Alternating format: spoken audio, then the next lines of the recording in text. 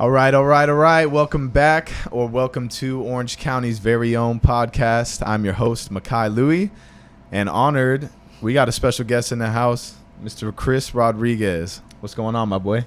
How's it going? Thanks for having me. Yes, sir.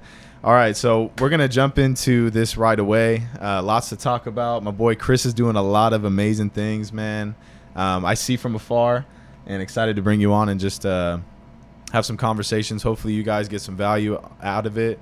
And yeah, man, first and foremost, I want to plug your socials, bro, because you're doing a lot of really cool stuff on there, a lot of inspiring stuff. And I know it fires me up every time I see you post, because I know you put in the work every day. But what's your socials? Tell the people. Yeah, man. So all socials are going to be crodtv. Just pumping out a lot more content now. So everything kind of fitness based, just becoming the best version of yourself. So crodtv on everything. crodtv, perfect. So you're on. I know you're on Instagram. You're on TikTok. Is that main platform? Yeah, right now? TikTok and Instagram. Mostly TikTok, honestly, right now, because that's the easiest to grow from. I love that app. Yeah, dude. I love it, dude. It's crazy right now. So I used to hate on it. I'm not a hater, to be honest. Like, I really don't hate on stuff. But I had a 6-foot stiff arm for a long time. I was the same way, and now that I'm finally into it, dude, I'm dude, I waited way too long. We missed out on so much organic growth, but yeah, I mean, it's still early. So if you want 100%, if you're trying to grow social, TikTok is your way to go. For awesome. Sure. Awesome. We'll dig into that a lot. Few announcements before we really dive into this thing, man. We are officially on Spotify and Apple Podcasts, man. It's been a long time in the making. A lot of that's on my end, but nonetheless, we are on there. We're going to be uploading episodes that are already on YouTube on our channel at Orange County's very own, and really excited to get the audio out, man. And on that piece, out of all the content that is out there, which is literally infinite amounts, I just wanted to say I appreciate you for either listening to this, watching this, even seeing a clip. And engaging with me on social media. You don't know how much it helps with getting our message and our guest messages out there to the world, to continue to create more value and impact more lives, to live a more profound experience, man. That's what we're all about around here at Orange County's very own. Our branding is,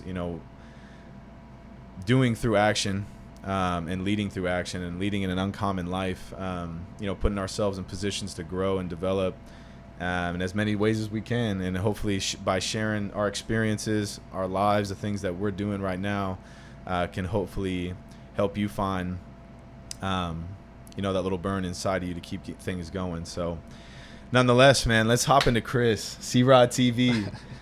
Me and my boy went to high school together. Yup. Orange Lutheran Lancers. You know what the deal is. And once a Lancer, always a Lancer, baby. That's it. Lancers for life, baby. That's it. I'm actually going to they made the playoffs somehow. I don't know. Really? The whole system's it's trippy now. They're Division 2. I don't know. It's a whole thing. But I'll always rep my boys. But yeah, me, Darion, Kavanga, Isaiah, Adam are all going to be there and hit the sidelines. They have a winning Friday. record? I don't think so. And they're still in the playoffs? Yeah, bro. Well, supposedly they have this thing now where, it used to be just Trinity League D1, Pac-5 division for football. Now they're splitting it up on a whole bunch of different crazy ways, more of a regional deal. There's Division 1, Division 2, Division 3, and so on. And you get filtered into these brackets. I'm not an expert on this, but so they kind of got rid of the Trinity League a little bit. They didn't get rid of the league play, but they basically completely changed playoff, how you actually can achieve getting into the playoffs, who you place. They're playing Simi Valley, who they're 10-0 in their league, but it's Simi Valley. So they're going to come into Orange Coast College, and hopefully I'm watching a good game on Friday. Wow. But everyone's in the playoffs, I guess. Yeah, literally. Everyone's getting trophies. That's it's one of those things, man. It's really interesting. Yeah. I saw it too, what you just said from a culture side. I was first thing in my head, I'm bro, I don't know. It's one of those things not everyone has to have their season end right at the end of the season. Yeah. Which is probably one of the more heartbreaking things at an end of a long season, regardless of the sport. Mm-hmm. But now they're oh yeah, no, everyone's making playoffs. So weird times, bro. Weird times. But yeah, redirect and focus, man. Chris, we're going to talk about a lot, but I want to spend a little bit of time on your background, who you are. You could talk about where you're at right now, where you've been, and a little bit about your background. Because were you born and raised here in Orange County? Yeah. Yeah, so you're Orange County's very own too, baby. Yep. Right here in Tustin. Okay, for sure. But yeah, just like talk to us about your background, man. Like where you're coming from, and kind of where you are right now. I know it's kind of a broad way to start things off, but yeah, we'll just kind of kick it off with there. I'll kind of just go back to childhood, I guess. So born and raised in Tustin. Always grew up playing sports, so played basketball, football, baseball. Football was kind of my main sport, going all the way up until high school. Were you at Orange Lutheran freshman year? No? I wasn't there freshman year. I transferred in. Okay, so I played freshman football. Everything went well. Got injured. It kind of screwed up baseball. So I had to make a decision. I broke my collarbone. I was going to ask. Yeah, so I broke my collarbone, caught a deep pass, went into a dude, and then kind of just came down and shattered my collarbone. So I had to have surgery. It's the worst. Season ended.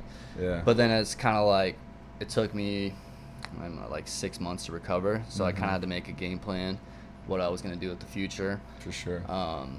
So I felt like baseball was more of a better route for me for my future. Even though I was better at football, I felt like baseball was the right path for my future. So went with the baseball path. Went through Orange Lutheran. Got hurt my senior year diving for a ground ball at practice. What position did you play? Played middle infield, so I played second base. Okay. And I was going into my senior season. You guys were firing. We were good. You guys were firing. I remember that. J-Mo, I was watching games. Garrett. Yeah, everyone was. We had a good team. You guys were solid. Preseason, so I was just diving for a ground ball at practice, laying out. Tore my labrum, tore my rotator cuff. No. Same arm? Same arm. So this left arm has not been good to me. But had to have surgery. Damn. At that point in time, my plan was to go to Arizona State. Okay. Then I got hurt. Had to have surgery. Took a year to recover. So at that point, I needed a different game plan. So I went to Golden West in Huntington Beach. Yeah. So I had a gracier year because I was still hurt. Right.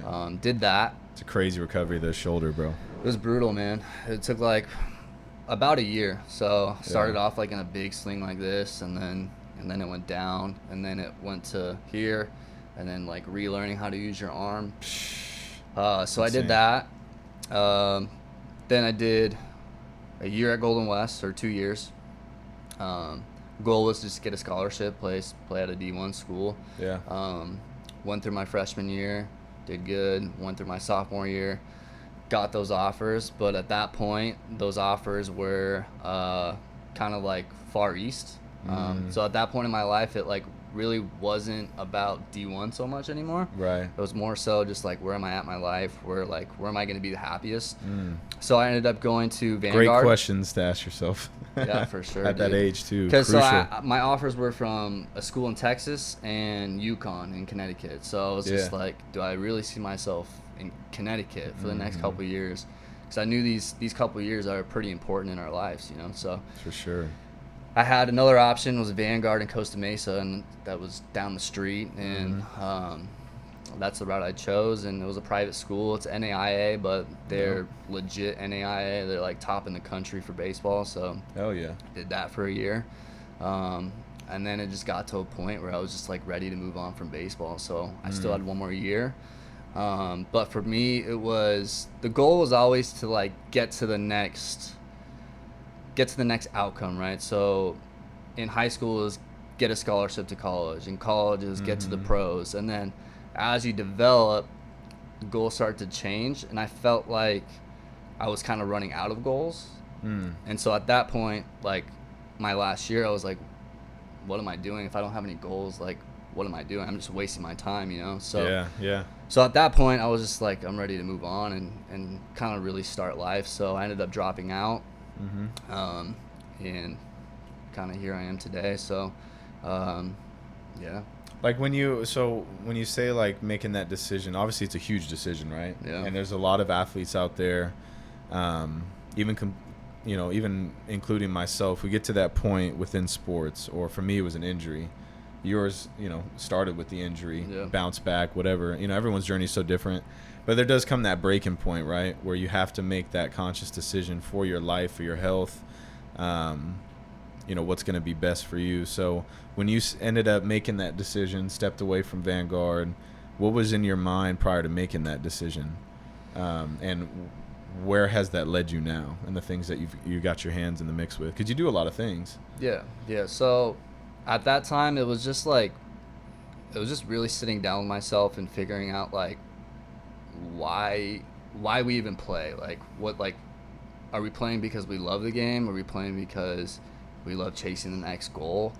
And for me, it kind of came down to like, yeah, I love baseball, but I think I love the pursuit of like chasing goals more. Yeah. And so for me, I was kind of like out of goals. So for me, it was tough. Like, don't get me wrong, it was really tough, but like, Sure. I have like no regrets, like, Yeah. I was ready to move on and kind of like dip my feet into life. So And when you talk about goals, like, obviously you were at that point, right? You're like, I'm out of goals at this stage in my life. yeah.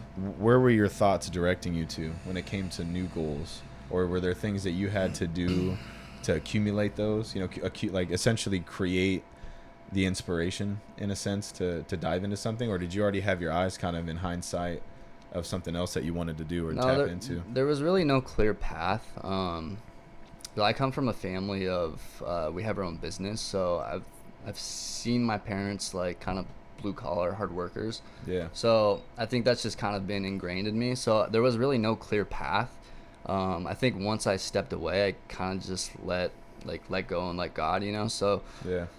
I kind of just let things unfold. So for me, it was like entrepreneurship. So immediately for me, it became about creating businesses, things like that, and just kind of dipping my feet into the business world. Yeah. And kind of just learning everything business, kind of just becoming a sponge again. Because I'm like brand new into the business world. Yeah. So like now it's like, for me, it's like there's so many goals. Like, it's a whole new chapter of my life. So That's beautiful. that's kind of where we're at right now. That's what's up, man. So talk to us about what you are doing. What things are you involved with? Because I see you from the outside, and we've had one conversation. Last time you saw me, I was in a whole different level of living. Yeah. For sure. Yeah. But yeah. Right now, my current focus, me and my buddy, we run an online fitness company. So we help people lose weight. So I'll run the front end Very of the company. important. So I'll help people with their programs. So I'll do all the programming that comes to like workouts, nutrition, checking in on them. Okay. Just kind of like, we run a 4-month program. So we help people lose weight. So my focus is there right now. Gotcha. And then we also got some things in the work too. So you're like a coach in a sense. Yeah, pretty much like a fitness coach. Fitness coach, trainer. So my goal is to like really That's teach dope, people about nutrition, like how to achieve their goals, but like how to keep it sustainably off. So my goal for my clients are to never need me again at the end of the 4 months. So I want to teach them everything, so they don't need a coach again. I love that philosophy. It's so huge. Yeah. Coaching is it's such a, what do I want to say? I mean, it's such a should be a high valued position to have in life. Yeah. In general, and just that platform that you have. What does it mean to you in what you do every day? Like, could you elaborate what that means to you, or what you feel you're giving to them, what they give to you? Yeah, man. Because I'm sure you're learning a lot through it.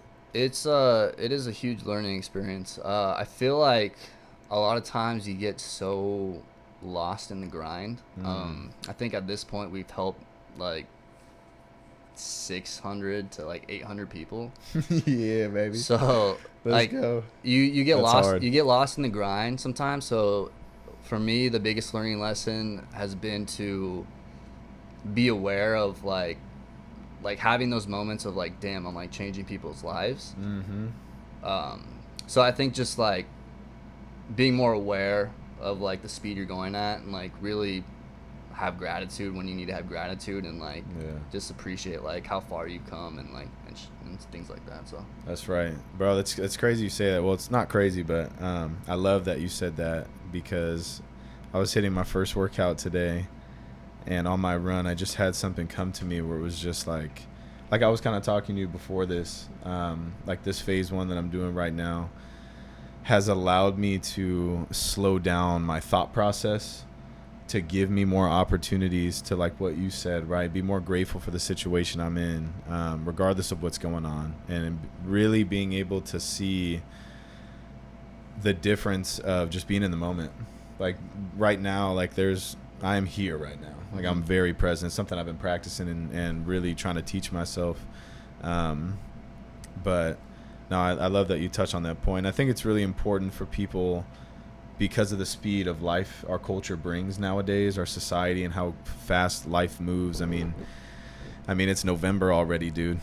Like, yeah, dude. It's crazy. It's crazy. But also, when I look back on how fast things move, you can't slow down time. Obviously, time's always going. That'll never change. But it's a really interesting feature to your life when you can train yourself. And I believe it's definitely through, habits and putting practice into training your mind and having more control of your mind in those moments, those day-to-day actions that you have. Like when I'm with my son, like I feel like even time slows down tenfold. Yeah. And beforehand, when I wasn't working on certain things, it wasn't happening. And I'm curious, like, to bring it back to like your coaching and what you're doing right now. You're doing a lot of work on yourself, man. And wanted to, shout you out on my channel just for the work that I've been seeing you do. Like you and I both know that there's a lot that goes on behind what's actually shown on the internet, and that's real. And probably a greater percentage of it is never shown, but with the work that you're doing, which I want to jump into for sure, in regards to your personal development and the things that you've been really hammering away, like how that's impacted the other buckets of your life. You've obviously been into athletics, that fitness type of lifestyle, which does not come natural for a lot of people. And a lot of athletes like myself dip out. Like when I was finished, I had an injury. I said, I don't even want to touch a weight for at least a year. Different things. But, I want to kind of dig into your brain a little bit about what where your journey is right now. You completed 75 hard, a week ago or 2 weeks? It's been like a month. Has it been? Yeah. Time flies, bro. Dude, that's what I'm saying. We've been moving quick, bro. But you finished it recently. Yeah. This is your second time. Second time, yeah. And, that's one piece because, that's obviously a big piece to just development in general. It's a very challenging program, and it puts you in a lot of uncomfortable freaking situations. But I want to learn from you and what, insights you took from it, and just helped you to push forward. It's really hard to digest. And I know that for sure. I've tried to do it on here, and it's really difficult. But just want you to touch on, like, first off, like, what made you want to do it for the second time, or even the first time that you did it as well, and just kind of talk through the struggles, the insights, the development that you've had, which has led to the different buckets of your life, and kind of what that looks like. I think for both times it was not more. It was more of a mental. Like, I'm doing this because I know it's going to mentally level me up. Yeah. So it was never, I think people get confused. They think this is like a transformation challenge, like physically, like a workout challenge. Totally. But it couldn't be further from that. So I feel like both times, especially the second time, like even the second time, I was in a great place. Like, but the problem was I was comfortable, and like I hate being comfortable. Yeah. And so for me, that was big. So that is big. I felt like I was just comfortable. Things like financially, I'm good. Right. Nothing's going wrong around me. So it's just like that is a good place. It's a dangerous place, but it's a good place. Yeah. To be. So for me, it's just like I think I've always had the awareness of like that's not where I want to be. I want to feel like I have my back up against the wall. And 75 hard does that. So for me, it was always about like I need a mental level up. And dude, like for anyone who hasn't done 75 hard, if you feel like you're mentally stuck or just complacent or just really comfortable, I recommend doing 75 hard 100%. So no doubt. That's kind of like my perspective. It was a mental level up.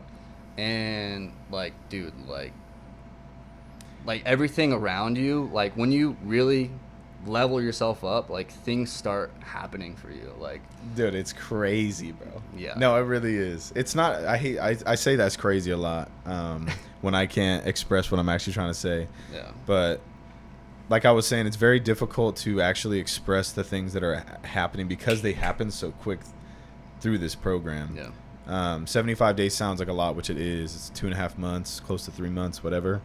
But it's so true when it comes to the mental aspect. And like this year, when January came around, God had put a word, kind of a phrase into my mind and just like pretty much engraved it on me, and it was level up. I was at a point where, and my channel, I've talked about this before, so I'm not going to go into too much depth about it, but I was also at that state. I was physically ready to level up, but also more than ever mentally get ready for life in general. Coming out of college for me was a difficult transition for sure, about to have a baby, etc. There's a lot of moving parts going on, and I had done the work for a certain period of time but didn't create a sustainable process or operating rhythm for myself, and 75 hard put me right back on the freaking map and elevated it like crazy. So people that watch this or tune in, like, they know about it, that follow the channel. Like, I talk about it all the time. So with the journey of 75 hard the second time around, like I said, it's very hard to like list off, all the benefits and insights and different things like that. So I want to kind of direct it more to, where do you feel you leveled up from a mental aspect, and really break that down, in regards to your business, your life, your relationships, anything that your life consists of. Like, where did it really amplify certain areas that maybe needed improvement, or that you just basically in your heart knew that you wanted to work on, and what findings do you have from some of those things? Yeah. I think the easiest way to explain it is, like, when I say mentally leveling up, I think it breaks down into, like, very simplistically, it breaks down into keeping promises to yourself. So by keeping promises to yourself, by like doing 75 hard, or even just like making your bed every day, I always tell my clients, like, if they're struggling, I tell them, like, do something that's so easy and do it repeatedly, because what that does is it starts building momentum. And when momentum builds, like, you're able to build off of that and do more things and accomplish more things. So by having to complete these 5 tasks for 75 days, dude, like, you're creating massive momentum in your life. And I'm a big believer in like energy. So like, if you have that momentum and you're putting out that much energy, like, that all comes back. Like, I heard this really cool analogy the other day, and it was something along the lines of, like, it has to do with, like, the metaphor was, you're sitting at a pool, and so energy moves in waves, right? So it had to do with, like, having big goals. So if you dip your foot in the pool, you'll see little ripples in the water, and it'll go, but it'll just be little ripples. But if you jump in and make a cannonball, like, there'll be waves, and those waves will bounce off and they'll come back. And that's pretty much like, that's the analogy. It's a good visual. That's the analogy for like 75 hard. Like, you set these goals and you're putting off this energy, and that comes back, whether it be business, whether it be financials, whether it be relationships, like all that just starts coming to you. And I think it's because you're keeping these promises to yourself, and you're building off that momentum, and you're just like, you're making yourself like a vortex, and Dude, just real. able to receive what you want, That's a really good description. That was a good visual. Like, I agree 1000%. Yeah. And what I love what Andy did with this program, like, obviously the guy did it himself, Yeah. When I did it, I was like, bro, because I was telling you about it, like, I had lost 115 pounds on my own, no trainer, eating flame broiler, whatnot. Yeah, that's wild. Treadmill every day, little stuff here and there, but a lot of it was coming back to, and I literally just posted on my social today about honoring your promises to yourself. And it's crazy because, like, I've always been into watching other leaders. You know, I've never really had like a legit mentor that's been by my hip my whole life. It's never really been that way. My mentors have either come through books, watching other people, like avenues through social or whatever it might be. But a lot of people who understand the ability that you can manufacture momentum through honoring your promises to yourself. I thought it was BS, bro. Like, I really did. There was a certain point in my life where I was like, there's no shot. You know, you kind of hear some of these things, right? Or like I just finished reading 7 Habits of a Highly Effective Person, or Highly Effective People.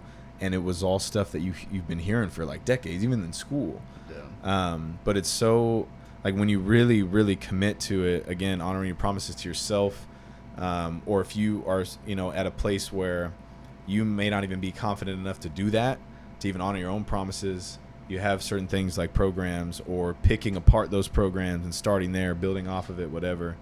But it's so powerful when you do really experience the ability to manufacture momentum and what it does. Because, you know, what I wanted to kind of dig in with you as well is, how is that translated into your other buckets? Because like with the momentum, right, from creating finishing the tasks every day, and that sense of happiness of being over for that day, but knowing you got the next day and whatnot. But like where have you felt that it's transitioned into your other buckets of life, and in what ways? Okay. I don't know, man. I would say